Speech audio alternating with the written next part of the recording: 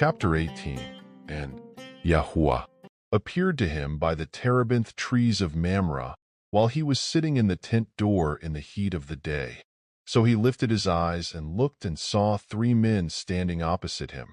And when he saw them, he ran from the tent door to meet them and bowed himself to the ground and said, YAHUAH, if I have now found favor in your eyes, please do not pass your servant by.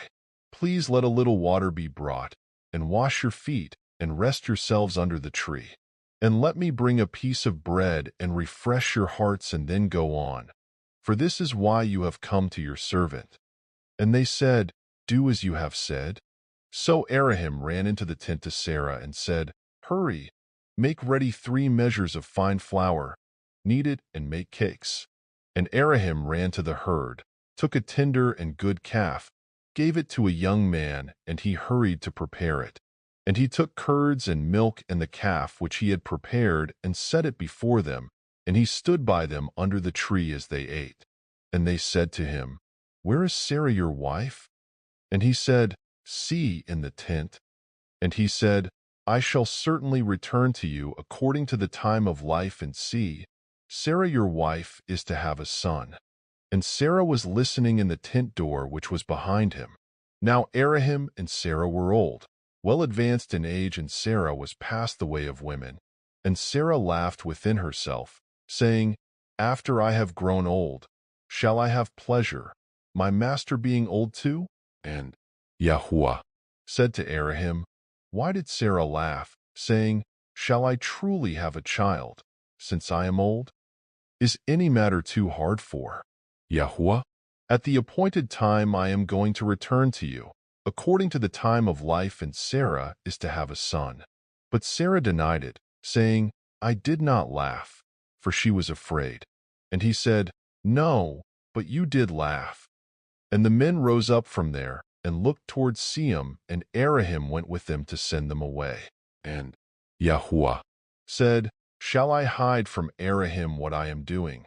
Since Elohim is certainly going to become a great and mighty nation, and all the nations of the earth shall be blessed in him? For I have known him, so that he commands his children and his household after him to guard the way of YAHUAH, to do righteousness and right ruling, so that YAHUAH brings to Elohim what he has spoken to him. And YAHUAH said, Because the outcry against Sodom and Amorah is great, and because their sin is very heavy, I am going down now to see whether they have done altogether according to the outcry against it that has come to me, and if not, I know. So the men turned away from there and went towards Sodom. But YAHUAH still stood before Elohim. And Elohim drew near and said, Would you also destroy the righteous with the wrong? Suppose there are 50 righteous within the city. Would you also destroy the place and not spare it for the 50 righteous that were in it?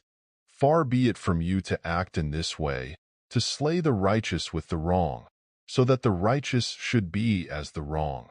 Far be it from you. Does the judge of all the earth not do right? And YAHUAH said, If I find in Sodom 50 righteous within the city, then I shall spare all the place for their sakes.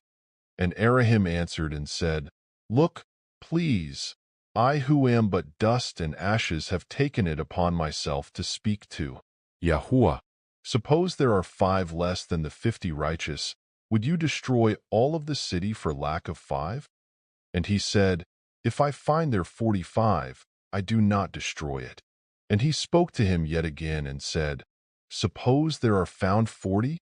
And he said, I would not do it for the sake of 40.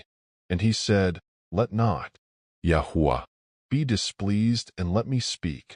Suppose there are found 30? And he said, I would not do it if I find 30 there. And he said, Look, please, I have taken it upon myself to speak to YAHUAH. Suppose there are found 20?